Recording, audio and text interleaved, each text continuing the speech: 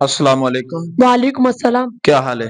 ठीक। क्या नाम है? अब्दुल वहाब। और आपका क्या नाम है? मोहम्मद जाज़ेब। और आपका क्या नाम है? मोहम्मद समीउल्लाह। अगर मैं आपसे कुछ सवाल करूं तो आप उसका जवाब बताएंगे? जी। सबसे पहला सवाल आपसे मेरा ये कि आप मुझे ये बताएं कि नमाज जनाजा जो हम पढ़ते हैं उसके अंदर कितनी तकबीरें होती हैं? 4 तकबीरें। शाबाश, दुरुस्त जवाब। पहली तकबीर जब नमाज जनाजे के अंदर पहली तकबीर अल्लाहु अकबर इमाम साहब कहते हैं, फिर हम क्या पढ़ते हैं? सना सुबहानक अल्लाहुम्मा व बिहम्दिका व जल्ला व सनाउका व तबारक व तबारक अस्मुका व जल्ला सनाउका व तआला।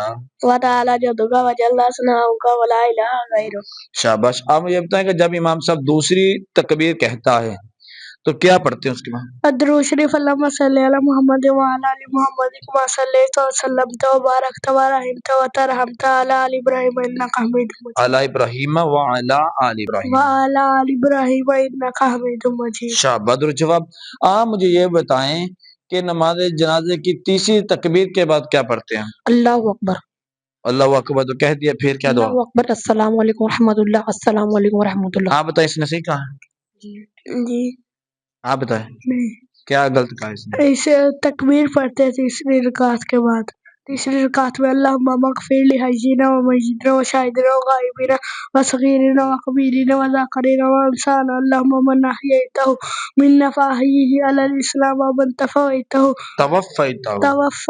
मिन्ना फ़तवफ़्फ़ाहु अलल ईमान। शाबाश। आप मुझे बताएं कि चौथी तकबीर के बाद क्या करना होता है?